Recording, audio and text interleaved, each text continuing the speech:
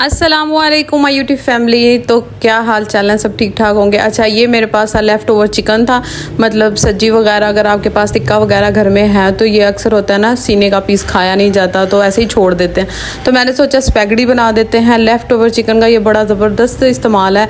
या तो आप स्पैगेटी बना दें, मैक्रोनी बना दें, या फिर आप वो जो बनाते हैं ना हम पैटीज़, उसमें आप डाल दें तो बड़ा ज़बरदस्त बन जाता है। अच्छा, यहाँ पे सिंपल सी रेसिपी है जो मैं आप लोगों के साथ फॉलो कर रही हूँ। ये देखें, आपने फॉलो करनी है। सिंपल आपने जो लहसुन है ना उसको ब्राउन सा कर लेना। उसके बाद आपने इसके अंदर जो वेजिटेबल है वो डाल देनी है। फिर सोया सॉस, चिली सॉस डाल के आपने तेज़ आग पे ही इसको सौते करना है, क्योंकि उससे फ्लेवर अच्छा आता है। वरना आपको पता है वो फिर सौगी सौगी सी अब आपकी सब्जियां हो जाती हैं, वो टेस्ट नहीं अच्छा आ रहा होता।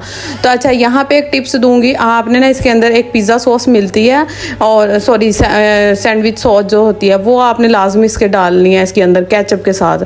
तो वो बड़ा मज़े की ज़बरदस्त सा टेस्ट आ जाता है। और दूसरा मैं इसमें डालूंगी जो वो है चिकन पाउडर। ठीक है, नमक डाला है मैंने, उसके बाद इसके अंदर काली मिर्चें डाली हैं। और अगर आपको थोड़ा सा स्पाइसी पसंद है तो आप इसमें लाल मिर्च कुटी हुई डाल सकते हैं। लेकिन ये जो पास्ते का पानी है मैंने वो डाला है। उसके बाद इसके अंदर मैंने डाला था उससे पहले चिकन पाउडर 1 टेबल स्पून, तो उससे फ्लेवर बहुत ज़बरदस्त आ जाता है। अच्छा, यहाँ पे हम इसको ज़्यादा नहीं पकाएंगे क्योंकि सॉसेज हमने डाले हैं, थोड़ा सा ग्रेवी रखेंगे ताकि नूडल्स हम जब डालें इसके अंदर तो वो अच्छे से सौते हो जाएं। तो चलें, ये तो हो गई रेसिपी की बात। तो हम बात कर लेते हैं जी उम्रे पे जब आप गए होते हो रियाजुल जन्ना में आपने कैसे जाना है। रियाजुल जन्ना में मैं आपको वीडियो भी लगा दूँगी, अगर आपने देखनी है तो इस तरीके से आपने यूट्यूब पर बहुत सारी वीडियोज़ मिल जाती हैं। नुस्ख ऐप जो होती है आपने उसको पाकिस्तान में ही रहते हुए आपने डाउनलोड कर लेना है, और उसको अपना जो होता है पासपोर्ट के साथ आपने उसको अटैच कर देना। ठीक है, ये मैं आपको क्लिप दिखा रही हूँ मदीने की। बहुत ज़बरदस्त वाइब्स हैं वहाँ पे, आपको बड़ा सुकून मिलता है। हम पहुँचे थे जी सहरी के टाइम पे, फजर के पहले हमने तहज्जुद पढ़ी, वहाँ पे सलाम पेश किया। उसके बाद हमने वहाँ पे नमाज फजर पढ़ी, फिर हम वापस आ गए थे। उसके बाद हमने रेस्ट किया, तो फिर बाकी हमने कंटिन्यू रखी। अच्छा, एक और टिप्स मैं आपको दूँगी। अच्छा, ऐप तो आपने कर ली, और यहाँ पे आपने जब आपने मक्का पहुँचना है ना, आपने उम्रा कर लेना है। तो उसके बाद आपने अपना ये जो होटल वाले होते हैं ना उनसे आपने पूछ लेना है कि हमारा मतलब कितने दिन का यहाँ पे स्टे है। ठीक है, वो बता देते हैं। उसके बाद आपने जैसे ही आपको पता चले आपने फ़ौरन से अप्लाई कर देना अपने लिए। ठीक है, रियाजुल जन्ना का परमिट जो है वो आपने फ़ौरन से अप्लाई कर देना। टाइम आपने देख लेना है, डेट देख लेनी है, उस हिसाब से आपने या फिर जिस दिन आपने जाना उससे एक दिन पहले आपको रात को बता देते हैं वो लोग, तो आपने फ़ौरन से अप्लाई कर देना है। अच्छा, पहली दफ़ा का जो परमिट है वो आपको मिल जाता है, और जो सेकंड टाइम का परमिट है उसके लिए थोड़ी सी आपको चालाकी इस्तेमाल करनी पड़ती है। मतलब ये कि आपको थोड़ा सा देखना पड़ता है, बार बार ऐप को खोलना पड़ता है और उसको बाद देखना पड़ता है। एक बिजली की तरह की एक निशानी होती है जहाँ पर लेडीज़ का ऑप्शन होता है ना, वहाँ पर आपको पता चल जाएगा कि यहाँ पर सुबह 10 बजे तक लेडीज़ का टाइम होता है। ठीक है, 10-11 बजे तक।